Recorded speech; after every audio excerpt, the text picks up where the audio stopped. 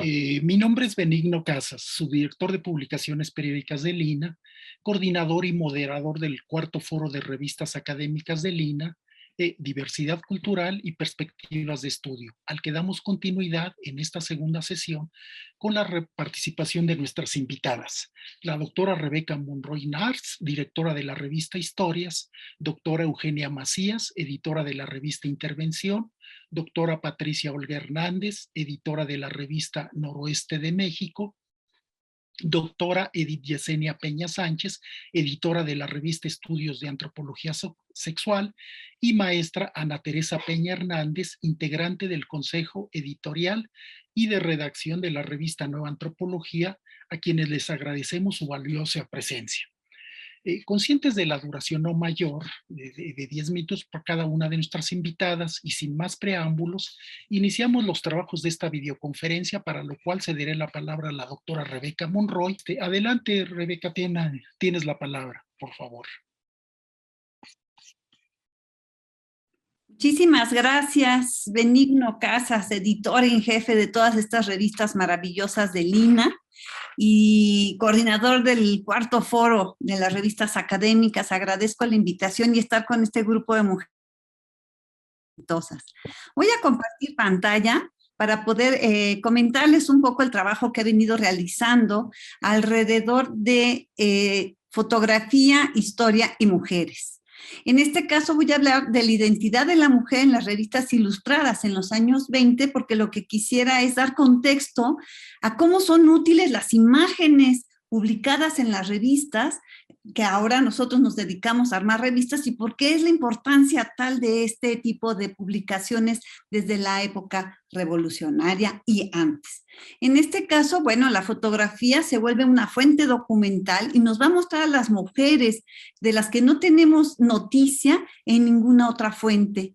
Y la parte importante de todo esto, digamos que además de que partimos de que en 1973 se creó la Fototeca Nacional del INA, única en Latinoamérica con las características que tiene, también vamos a ver que tenemos en las revistas ilustradas, ya desde la Revolución Mexicana, una serie de imágenes muy atractivas en las portadas, tanto de mujeres en el teatro, cantantes, bailarinas.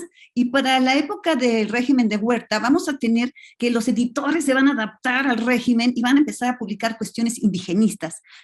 ¿A qué me refiero con esto? Pues la madre de Huerta era indígena y entonces, aliados un poco con el poder, van a hacer estas imágenes. Vamos a tener también los momentos patrios, ¿no?, que se instauran con Victoriano Huerta, y las niñas en la Jura de la Bandera en 1914, que va a ser un momento de un nacionalismo a ultranza, en defensa en contra de los Estados Unidos, y esto va a ser una herencia también para la posrevolución, los lunes de uniforme blanco y el lábaro patrio. Entonces, vamos a tener que con el cambio de los nuevos tiempos, ya en la posrevolución, con Obregón y Vasconcelos, vamos a vivir diferentes momentos. Va a haber un cruce de identidades, va a haber una cuestión de un nacionalismo exacerbado, procurando hacer patria, buscando que las mujeres tengan un papel prioritario, porque la revolución dejó a un sector masculino muy mermado, y aquí son las mujeres las que van a entrar en escena. Imágenes como esta, una obra de teatro donde están las mujeres representando a la patria, nos remite a una serie de elementos que hablan de una identidad de manada, de un nacionalismo, de una necesidad social. En gobiernos y empresarios van a hacer alianzas para llevar a cabo esto, o también la identidad producto de la misma modernidad, que es la universal, que proviene de Europa y Estados Unidos, y otro tipo de identidad producto de la biología, el papel asignado a las mujeres en la maternidad. Y vamos a ver diferentes matices de esto. En este caso, por ejemplo, tenemos a María Viviana Uribe, quien es la ganadora del concurso de la India Bonita en 1921, porque estamos en este momento viendo que rescatan al indio vivo, ¿no? Que está Gamio en la escena y está una serie de trabajos muy importantes, pero a la vez están estas mujeres que ya están un poco mestizadas, ¿no? Las profesoras que son parte sustancial del nacionalismo posrevolucionario, que formaron un corpus importante en la educación del país. Y también vamos a tener esta parte de la mexicaneidad con los trajes típicos, ¿no? Que fue cuenta corriente en la posrevolución, tanto de los extranjeros como de nacionales. Hubo mujeres audaces, ¿no? Como las que se iban a cortar el pelo, esta mujer en una peluquería de hombres con el diario leyéndolo. Son imágenes que rompen totalmente el rasgo convencional de las mujeres que se venía desarrollando, pero también aquellas que se mostraban y mostraban partes de su cuerpo en la publicidad de la época.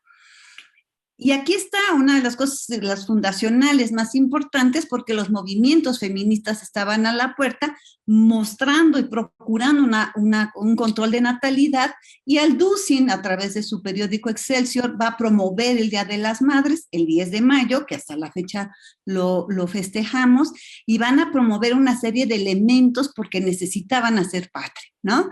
Y es algo que Obregón señala con gran vigor.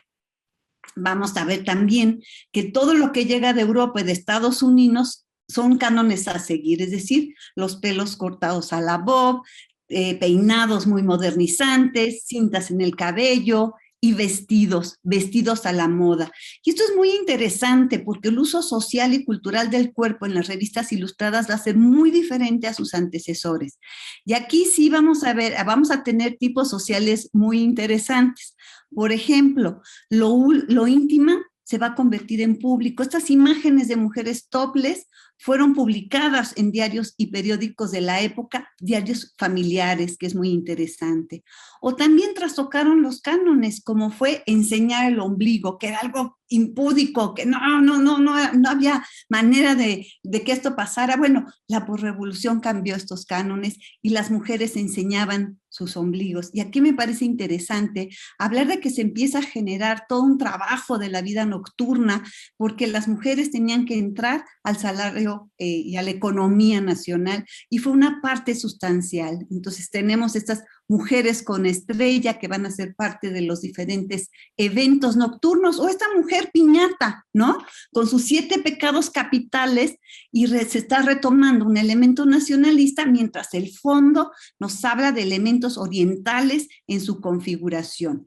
¿Qué vamos a tener entonces? Vamos a tener una parte de cosmopolitismo y universalismo, y las mujeres no van a vivir esto con contradicción, se va a vivir de una manera coaligada, sin problemas, porque tienen que enfrentar su propia vida, sus propias soluciones cotidianas. Y bueno, el uso del cigarrillo, el buen tono fomentaba el uso de y las hacía, como ver, le sacó la marca número 2 especial para las mujeres. Lo sé porque mi bisabuela era obrera del buen tono, y empezó la revista, el teatro de revista, que surge en febrero de 1925, y en este caso vamos a tener el teatro lírico, donde se recupera toda esta cuestión de la paja, todos los elementos artesanales y artísticos del pueblo mexicano. Y es la era de los contagios, también vienen mujeres de fuera. Lo universal, lo nacional, hay una mestizofilia al frente, al lado de la desindianización. Y esto se va a ver muy claro en las imágenes. Por ejemplo, en el ballet Carol de Madame Rassimi, que es una francesa, nos muestran otros elementos que vienen a proveer a las mujeres del teatro de revista. Tenemos extraordinarios atuendos, tenemos imágenes de la Compañía Internacional Fotográfica que va a retratar a nuestras actrices, exhibiciones de modas en las escuelas de artes y oficios, y también concursantes como la Miss México en 1928. Y aquí vamos a ver un ramillete de mujeres con nuevas lecturas y figuras. Está Miss México, María Teresa de Landa, que un año después fue autoviuda.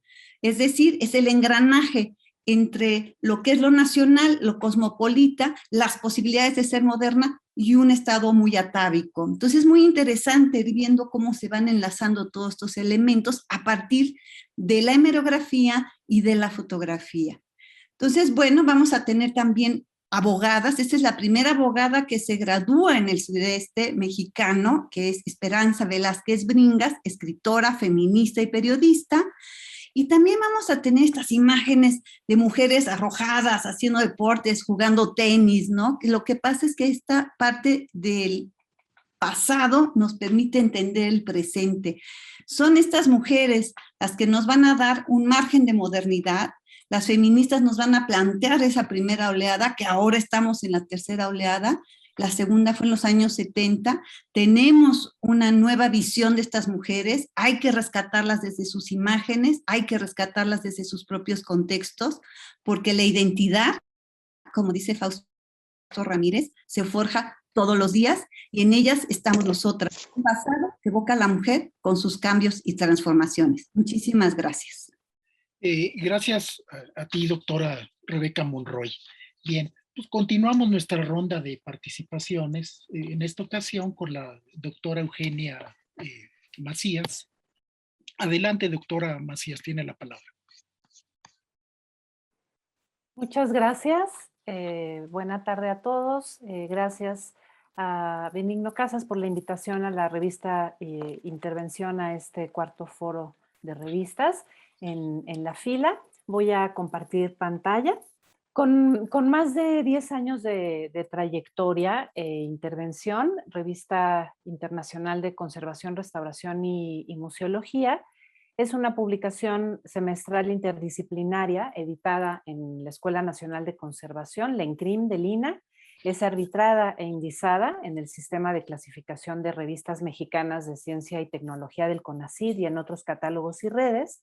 Su circulación tiene impacto internacional y su objetivo principal es promover los avances y las reflexiones en torno a la investigación, la práctica y la formación profesional en los campos y disciplinas afines a la conservación, restauración, museología, museografía, gestión y estudio de producciones culturales diversas.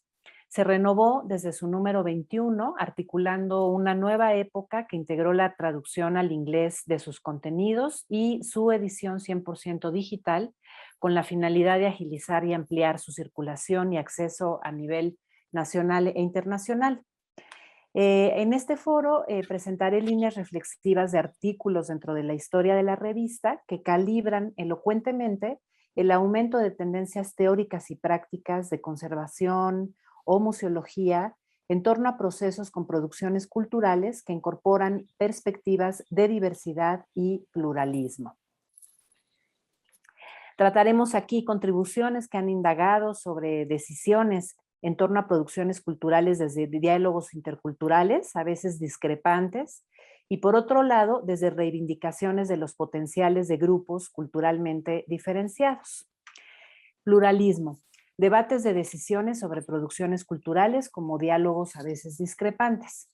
Este eje teórico práctico se vincula con una primera investigación hecha aquí en México que se concretó en 2020. La restauradora Marilyn Ortiz indagó sobre la transición de la conservación-restauración hacia perspectivas centradas en las comunidades significantes y el enfoque teórico reflexivo conocido como People-Centered Approaches, que da énfasis a los valores y significaciones culturales que comunidades adjudican a producciones culturales susceptibles de intervención desde esa disciplina u otras como la museología o la archivística y que se vinculan de diversas formas con los grupos sociales.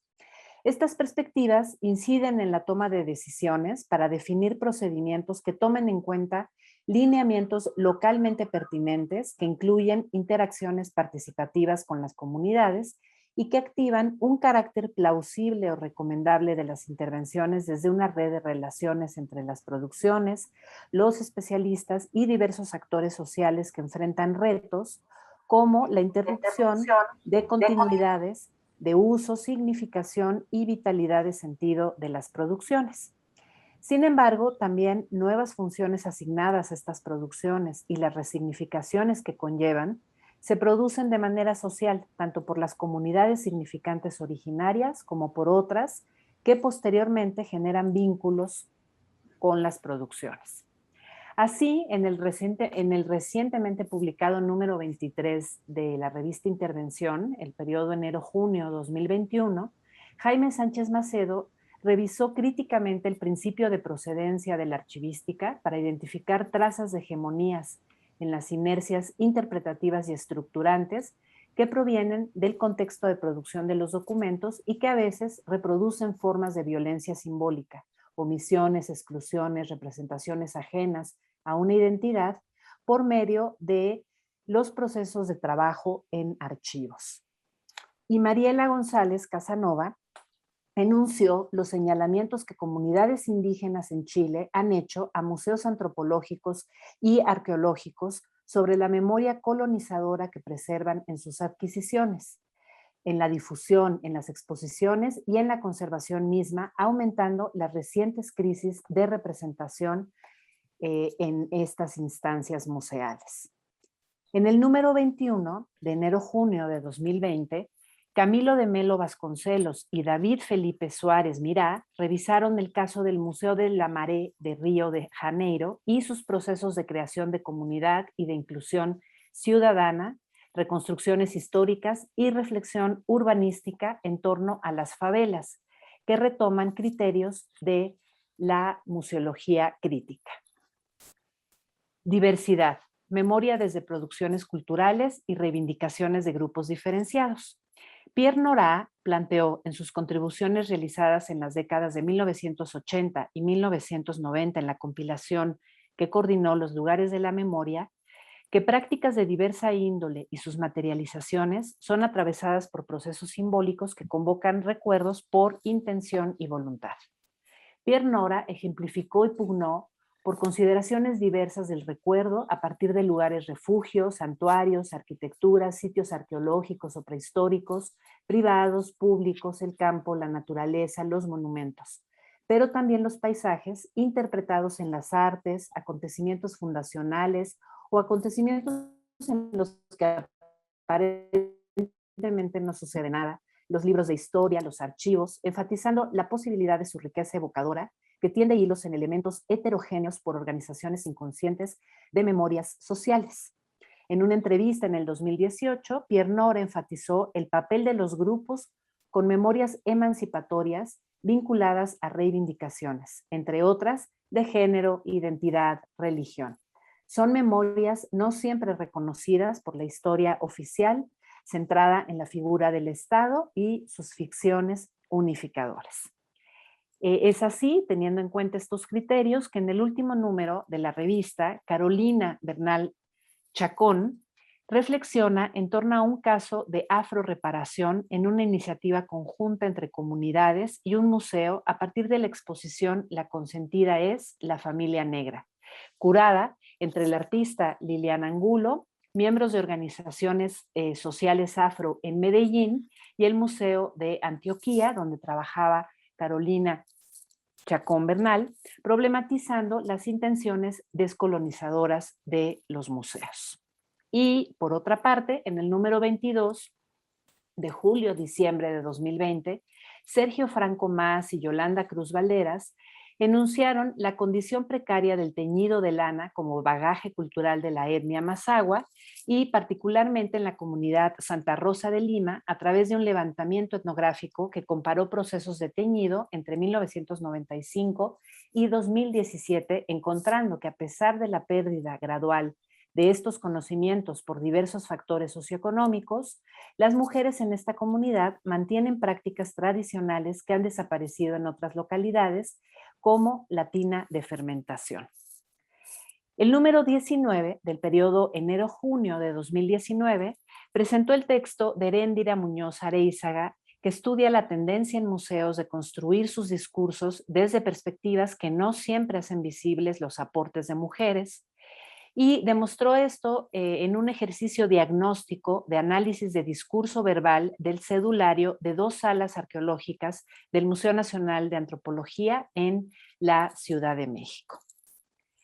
Desde las reflexiones de diálogos interculturales a través de un museo comunitario en entornos marginales de favela en Brasil o las interpelaciones de indígenas en Chile a museos antropológicos y arqueológicos, o la crítica a las hegemonías operantes en el principio de procedencia de la archivística, y desde reivindicaciones identitarias y de género que alientan memorias plurales en proyectos expositivos activados desde la afrorreparación en Colombia o la recuperación de técnicas tradicionales de teñido de indígenas mazaguas, o el análisis discursivo para detectar la visibilidad o no de mujeres en exposiciones del Museo Nacional de Antropología en México, la revista Intervención ha dado cabida cada vez más a estas perspectivas dentro de sus contenidos. Para ello ha sido fundamental el trabajo de los autores, las editoras a lo largo de la historia de la revista: Isabel Medina, Adriana Cruz Lara, Carol Luza González, Cintia Velázquez, la coordinadora editorial Paula Rosales, y los especialistas que nos apoyan en la corrección de estilo, la traducción al inglés y el diseño, y la vinculación con instancias especializadas para la circulación de la revista en estos sistemas, catálogos y redes académicas. Muchas gracias por este espacio. Al contrario, Eugenia Macías, doctora, muchas gracias a usted. Damos continuidad con la doctora Patricia Olga Hernández Espinosa, quien es editora de la revista Noroeste de México. Tiene usted la palabra, doctora Hernández. Un gusto estar con ustedes, gracias por el espacio. La revista Noroeste de México es una revista de reciente creación, digital, pero con una tradición de 30 años de publicación en forma impresa, con circulación a nivel regional. Tiene como objetivo la difusión de las investigaciones antropológicas e históricas realizadas en el noroeste de México y una de las principales voces regionales en la defensa de los pueblos originarios de Sonora.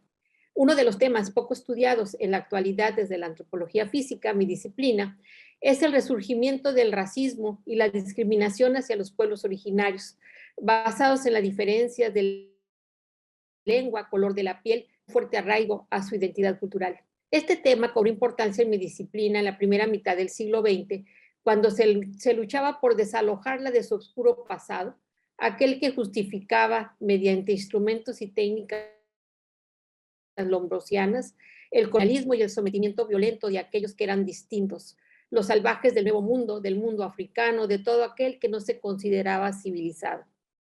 En un reciente evento académico organizado por el Centro INA Sonora, se llevó a cabo una mesa de discusión integrada por antropólogos de diferentes especialidades y por integrantes de las comunidades CONCAC, Mijes, Yaquis y Mayos, para compartir sus experiencias en torno a ser discriminado por diferencias culturales, de lengua y color de la piel. Sus resultados, por demás impactantes y vergonzosos, dieron pie a una serie de reflexiones que hoy comparto. Como antecedente, he de comenzar señalando que el siglo XXI ha representado para estos pueblos el resurgimiento recalcitrante del racismo en sus dos formas: el que responde a la lógica de la desigualdad, que plantea que el otro no es igual porque es inferior, y el racismo que responde a la lógica de la diferencia, que más que proceder a la inferiorización del otro, lo que se exalta es la absoluta e irreductible diferencia cultural, no racial, de esto último con el yo colectivo. El racismo que responde a esta lógica ha sido llamado también nuevo racismo, neorracismo o fundamentalismo cultural. Ser racista es malo, así como mostrar que uno considera a los otros, sobre todo a los inmigrantes, como seres inferiores. Ahora se inventa algo que se llama no podemos vivir con ellos porque son simplemente tan diferentes. El resultado de esto es la marginación, la exclusión y en muchas ocasiones una violencia de tipo fundamentalista. Sin embargo, la identidad no se construye por diferenciación, se construye por diferenciación y como reafirmación frente al otro. Ningún otro grupo humano se autopercibe y se autodefine más que por oposición a la manera de cómo percibe y define a otro, al que considera diferente de sí. La identidad colectiva de la identidad individual no está más que parcialmente exenta. Es entonces una construcción social, una manera de representarse, de darle significación a los otros. El concepto de identidad cultural encierra un sentido de pertenencia a un grupo social con el cual se comparten rasgos culturales como costumbres, valores y creencias. La identidad no es un concepto fijo, sino que se recrea individual y colectivamente y se alimenta de forma continua de la influencia exterior. Aunque el concepto de identidad trasciende las fronteras, como en el caso de los emigrantes, el origen de este concepto se encuentra con frecuencia vinculado a un territorio. Cito: la identidad cultural de un pueblo viene definida históricamente a través de múltiples aspectos en los que se plasma su cultura, como la lengua, instrumento de comunicación entre los miembros de una comunidad, las relaciones sociales, ritos y ceremonias propias, o los comportamientos colectivos, esto es, el sistema de valores y creencias. González Varas. El estudio de la identidad cultural lo abordo desde la llamada corriente esencialista, que considera que los rasgos culturales son transmitidos a través de generaciones, configurando una identidad cultural a través del tiempo. Sin embargo, pienso que la identidad no es algo estático, sólido o inmutable, sino que es dinámica, maleable y manipulable. Vamos a ver el caso de Sonora. La historia de la colonización del estado de Sonora, al igual que el resto del territorio de la Nueva España, inicia con la pérdida de la identidad de los pobladores originales de los lugares a los que llegaron los europeos. Además de su identidad, fueron despojados de su territorio y de sus medios de subsistencia. Para lograrlo, los colonizadores, tanto militares como eclesiásticos, crearon la imagen del nativo como transgresor de la civilidad, que justificaba el que fueran sometidos, arrebatándoles sus creencias, sus tradiciones, su forma de vestir, su lengua y, qué decir, la apariencia física.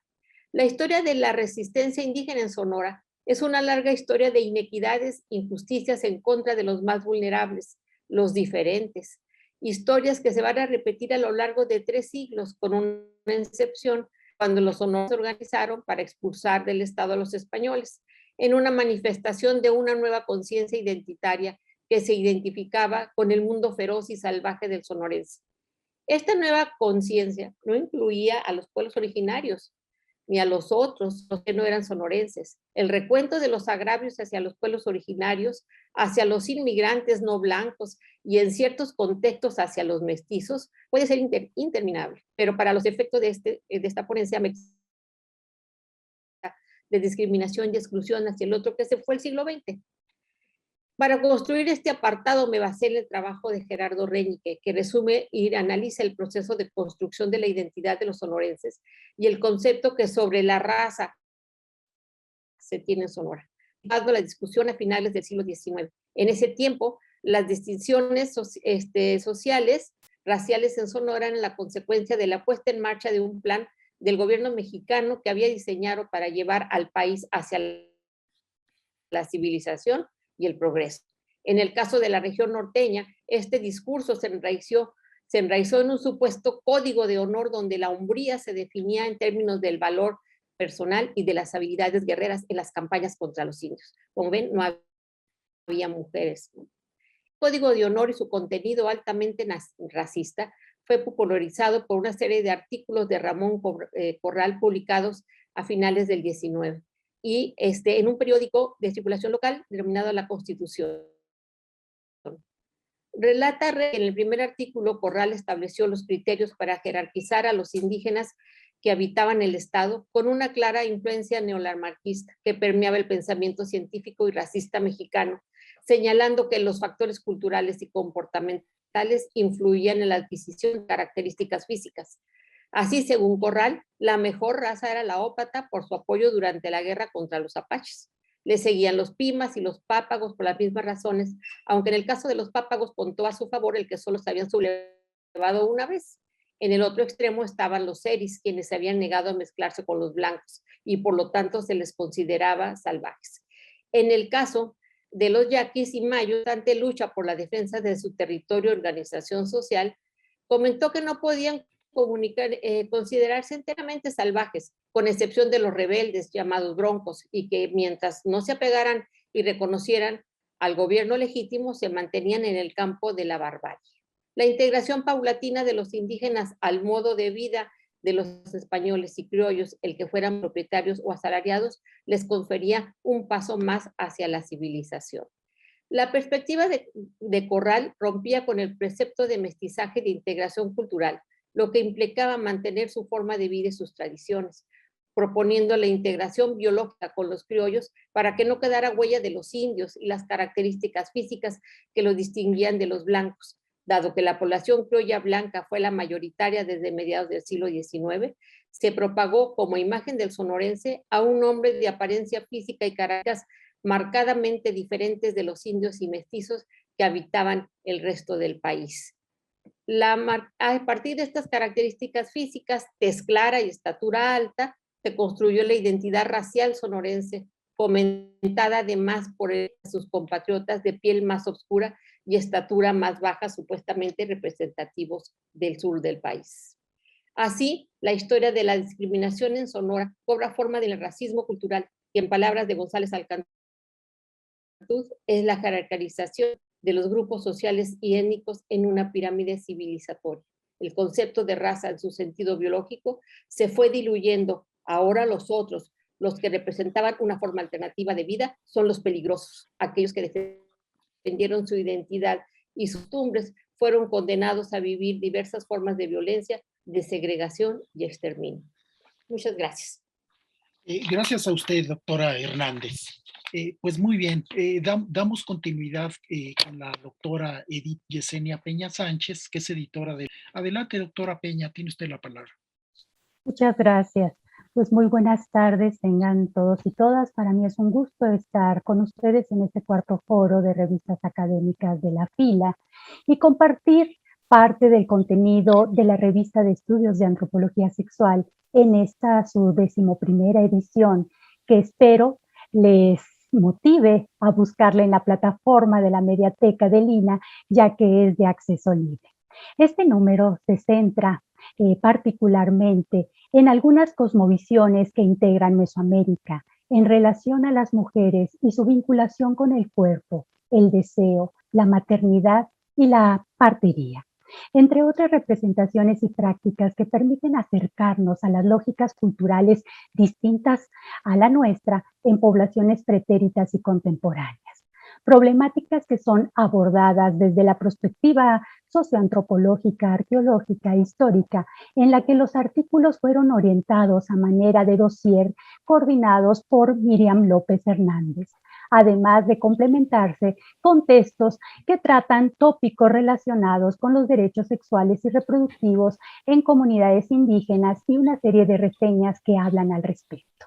Como es bien sabido, en la antropología, los estudios de arqueología y historia, antropología física y etnografía hicieron evidentes las diversidades culturales y sociales, acentuando que desde épocas prehispánicas existe un gran número de formas de comprender los cuerpos, los roles sociales y sexuales atribuidos a estos.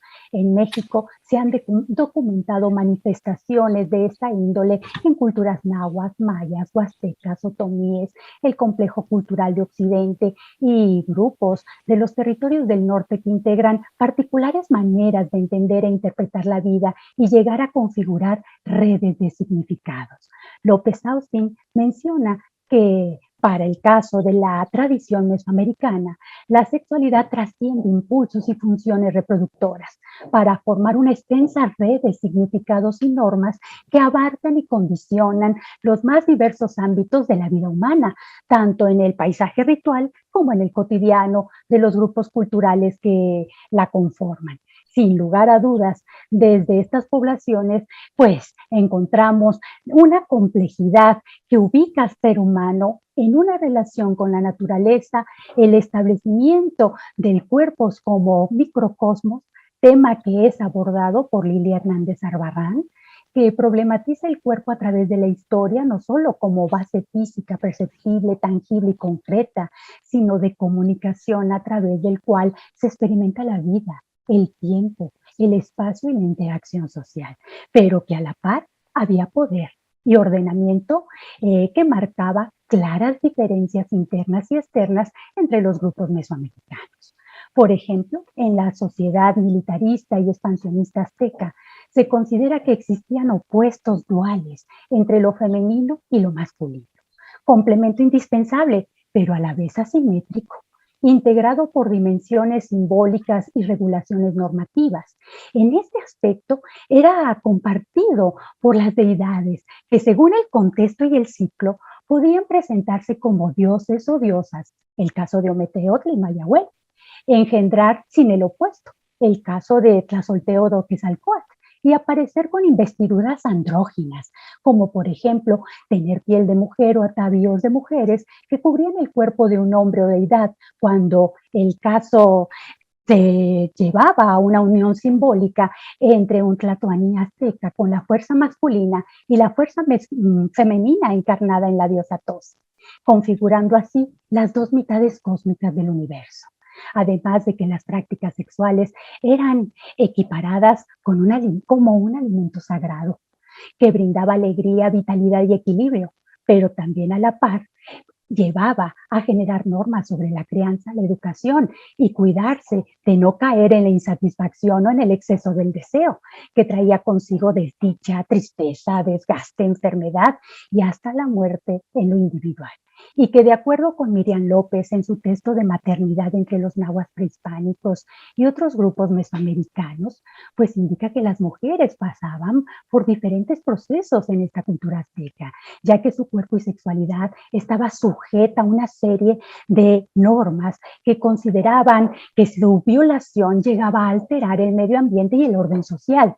Sin embargo, existían algunas ceremonias en las que se trastocaban dichas normas, ya que era necesario que algunas de estas mujeres, como las hawaianis, participaban con favores sexuales dados a los guerreros, o al contrario, que algunos hombres transfigurados en mujeres participaran en ciertos rituales.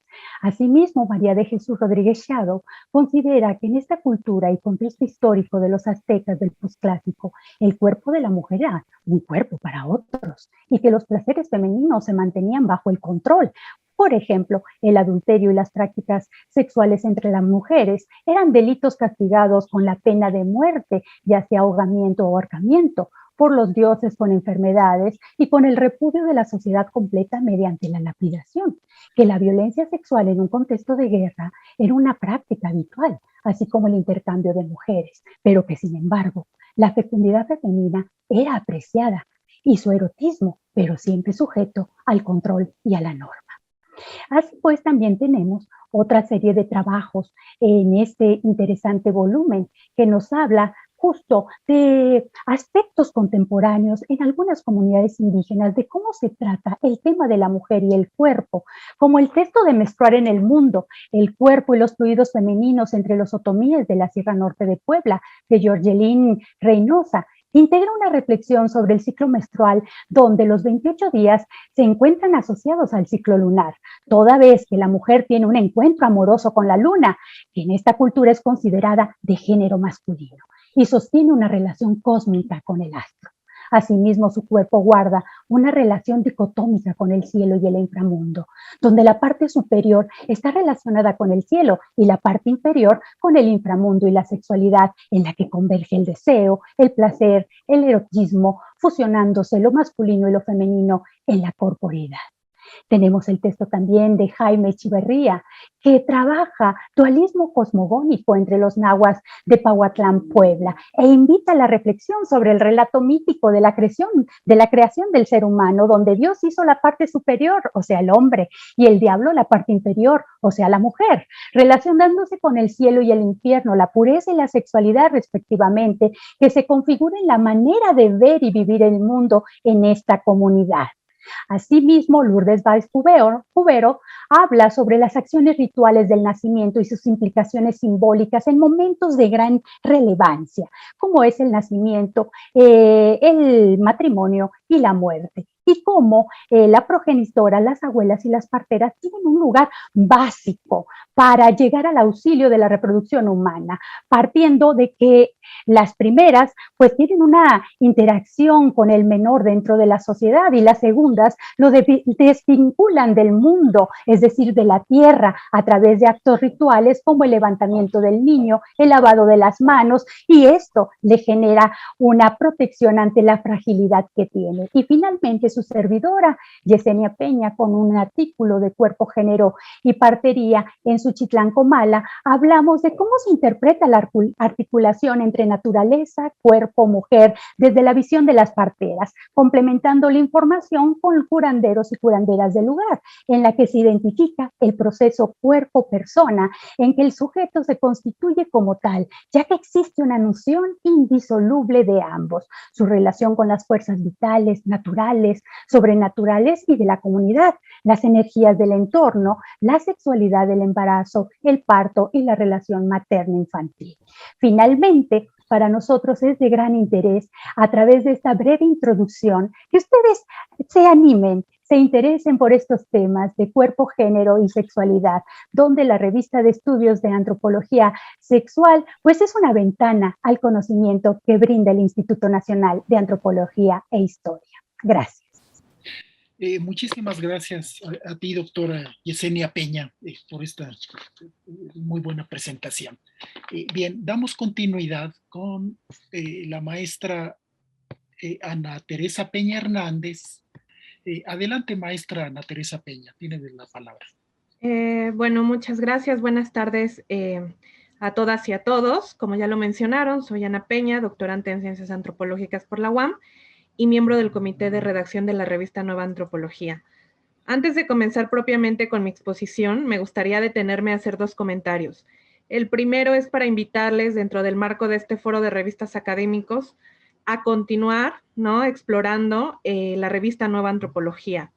NUA, en sus siglas cortas, fue fundada y es dirigida desde hace 45 años por la doctora Silvia Gómez Tagle, logrando ser un referente internacional hoy en día con 92 números publicados. Nuestro último número, El papel de los conocimientos locales en el paradigma sustentable, se encuentra en formato digital, igual formato libre, listo para su consulta en las redes sociales. Es menester también agradecer la colaboración de Lina y de otras instituciones con nuestra revista.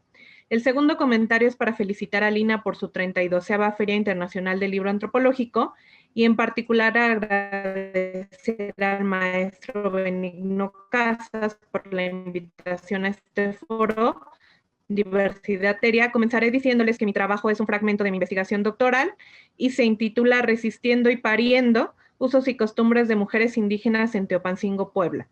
Y se enmarca justo dentro del eje diversidad cultural y derechos humanos propuestos para este foro, pues refleja cómo un grupo de mujeres indígenas y campesinas en pleno 2021, en pleno contexto de pandemia COVID, está resistiendo desde sus cuerpos al parir.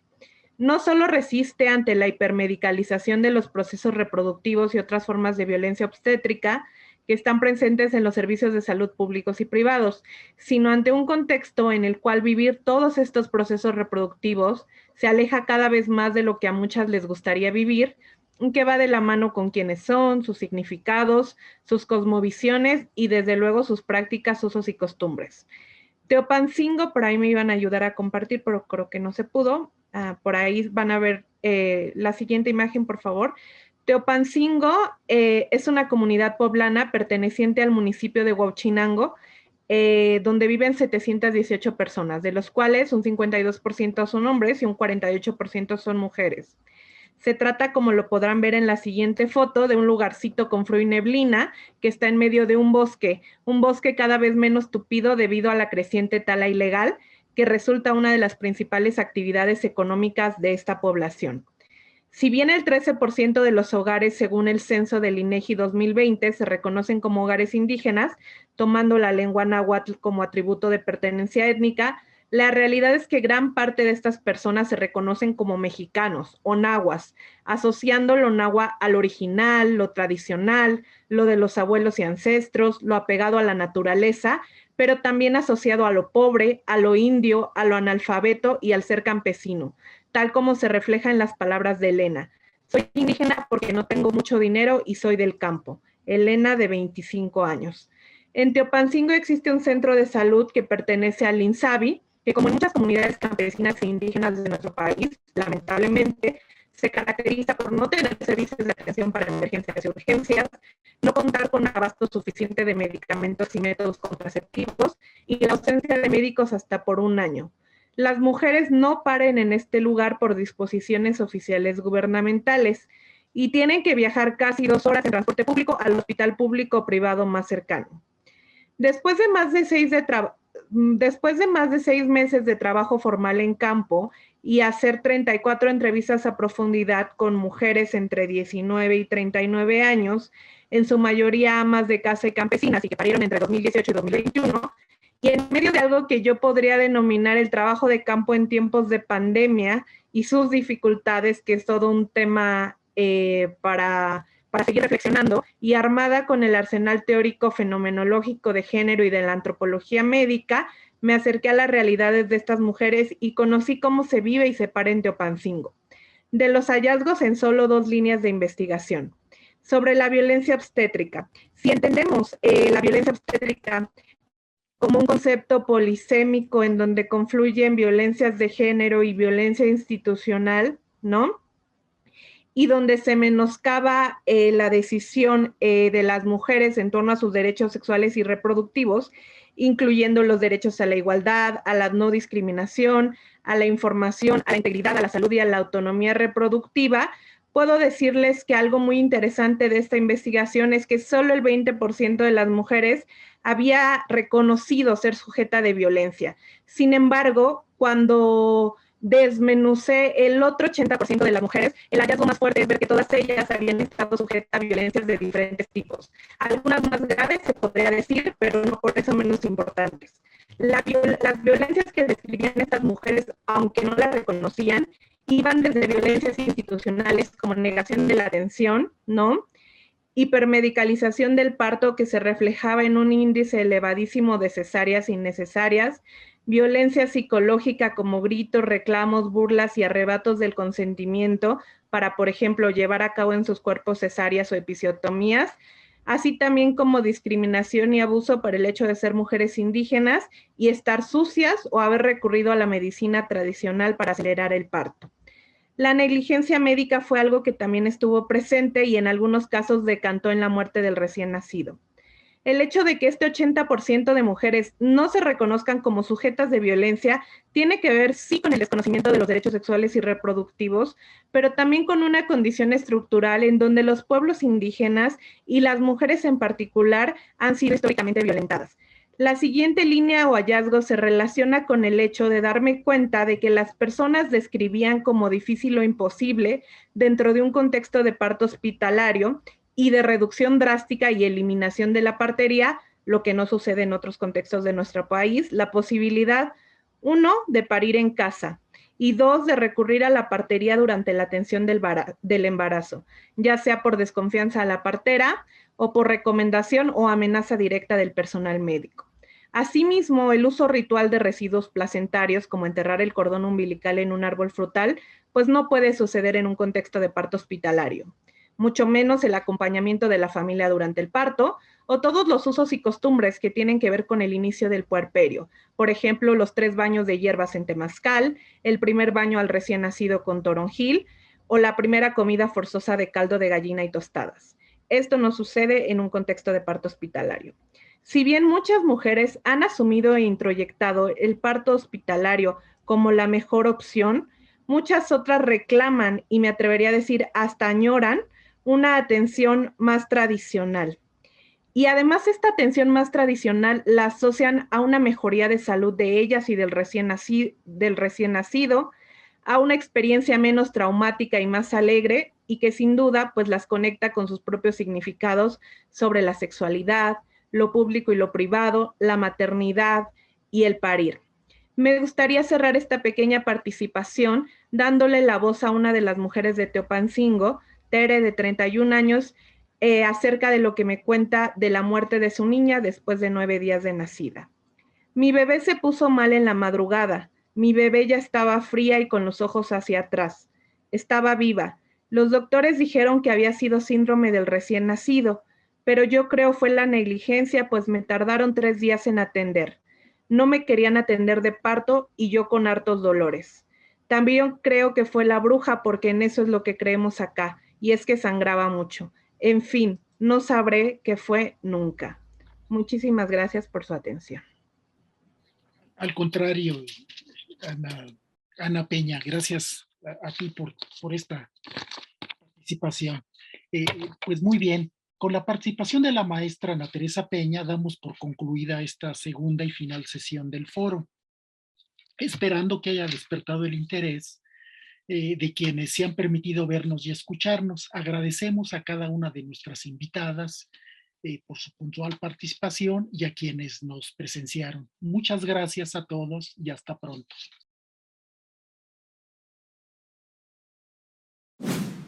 Gobierno de México.